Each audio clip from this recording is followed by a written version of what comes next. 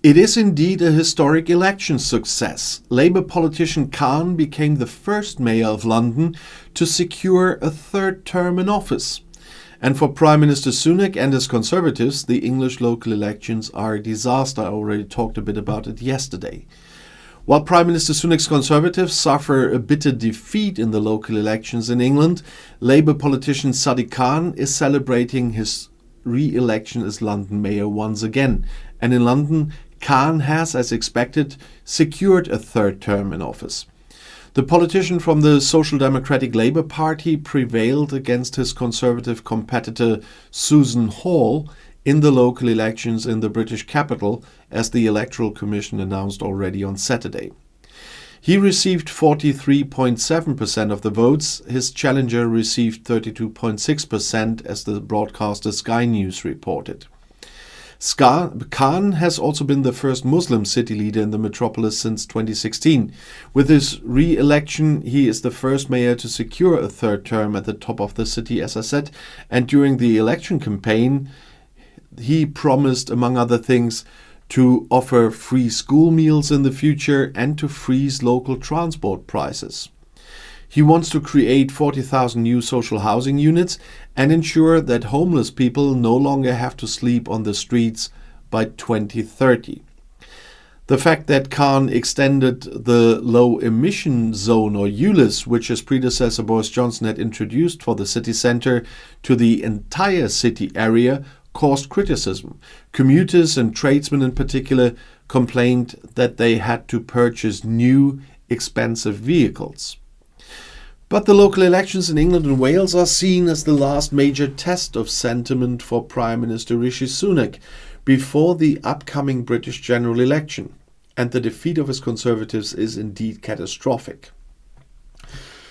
Sunak was all the more relieved to celebrate the few Conservative victories, such as the re-election of the mayor in the Tees Valley region in northern England. But what he didn't mention was that the old and new mayor has hidden as much as possible during the election campaign which party he belonged to. And it is said that he won as a popular local figure despite running for the Conservatives. Sunak's Tories suffered a particular defeat in a by-election in the London House of Commons.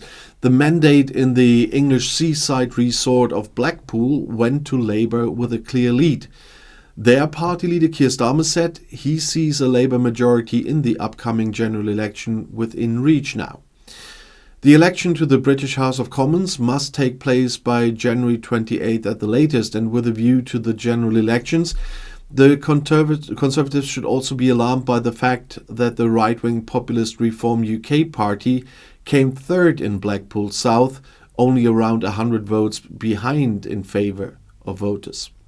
And Reform UK, once founded by Brexit campaigner Nigel Farage, also achieved some impressive results in the local elections and cost the Conservatives numerous seats. And their party leader Richard Tice said on the BBC that his party would be the real opposition to Labour in the future, and that the Conservatives were doomed to decline. I mentioned that yesterday, I know. Commentators emphasized that local elections are only of limited significance for parliamentary elections, but a nationwide survey by the opinion research institute YouGov also sees Sunak's Conservatives in free fall. And as I already said, but it's important, they would only get 18%, while Labour gets 44%. And there had been rumours that these figures could lead to a revolt against Sunak among the Tories. But we have seen that already in very, let's say, conservative-friendly newspapers and by conservative MPs, that they are not trying it because they don't have the feeling that they will have enough support for vote of no confidence, because the right wing are angry about Sunak because he's not going right wing enough, but the moderate ones, for them Sunak already went too far. But so they all could say that they are not happy with Sunak, but for very, very different reasons in the end.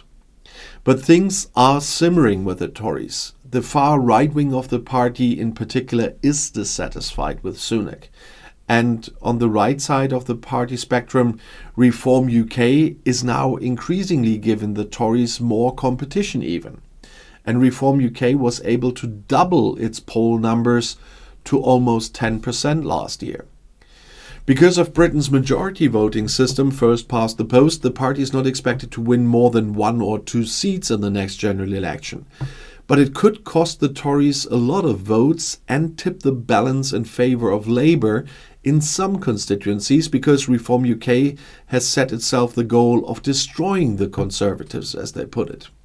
And the party leader Richard Tice confirmed this just a few weeks ago. He wanted to ensure that the Tories never achieve a majority again. And changing names during the pandemic into Reform UK helped them to advertise with slogans such "Let's make Britain great" or "Let's save Britain" and get voters from it. They are a classic right-wing populist party that was set by Nicholas Fromodaza from the Science and Politics Foundation in Berlin, and on the far right of the Conservatives. And the party is not a new actor in Britain.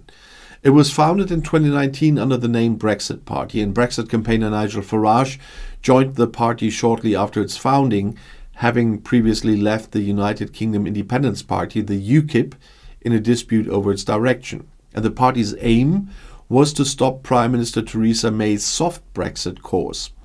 And after Boris Johnson's election victory and the implementation of hard Brexit, or a harder Brexit, Farage withdrew from politics. And his Brexit party changed its name during the corona pandemic and renamed itself Reform UK. And the entrepreneur Richard Tice has been chairman of the party since March 2021. In the British debate about reform, almost everything revolves around Farage, says Fernandazza. At every party press conference, the question is asked whether Farage will return to politics. He has a great influence in public discourse, also in addition to his own show on the right-wing conservative TV channel GB News. And in December, Farage took part in I'm a Celebrity, Get Me Out of Here. And according to a poll by YouGov pollsters, Farage was among the 5 most popular politicians in Britain in the 4th quarter of last year. Farage never sat as a member of the British House of Commons. Several attempts to gain a mandate failed, and it remains to be seen whether Farage will return to the political arena. The Reform co-founder has been flirting with joining the Conservative Party for weeks, though. And according to Fernandazza, speculation goes so far that Farage could try to become leader of the Tories. At the beginning of October, he appeared at the Tory party conference in Manchester and attracted all the spotlights there. British political scientist Mark Garnett from the Lancaster University believed this scenario is unlikely, though, because Farage has already made it into the history books with his Brexit campaign. And unlike Donald Trump, Farage does not want to be at the top, but he enjoys the public attention, as Garnett says. The Reform Party can still be dangerous for the Conservatives. On the right, they are vying with the Tories for the electorate's favour. Observers believe it's possible that the party is splitting the right-wing vote, and we saw it a little bit in the local elections. And if Reform UK runs in a large number of constituencies in the general election, it could cost the Tories a lot of MPs. For example, if Labour had 35% of the vote in a district, the Conservatives had 25, and Reform 15, the constituency would go to Labour, even though Reform and Conservatives together had more votes. Reform UK calls for an end to climate neutrality and calls for migration neutrality instead. Accordingly, only as many people should immigrate as the number of emigrants leaving the country. And potential voters include Brexit supporters and the traditional right-wing spectrum and former Labour voters from the working class. The people who reject modern Britain, according to Garnett. And Reform UK appeals to people who think that the political elite is woke and too liberal. Sunak is not well received by many people on the right, also because he is very wealthy. And the Prime Minister has no real access to the citizens. Added to this is the so-called cost of living crisis and all that went through with inflation. The Reform Party will definitely be successful in putting pressure on the Conservatives.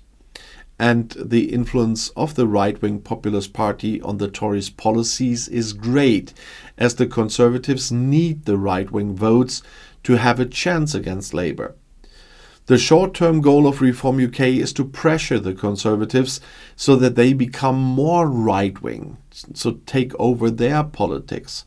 And there's no room for two parties on the left or right of centre in Britain's majority voting system. So a party left of Labour is causing some trouble there as well, but a party right of the Conservatives, which is hard to go, by the way, at the moment, is putting more pressure there. And Reform UK is indeed helping Labour to have a better chance for victory in the general elections.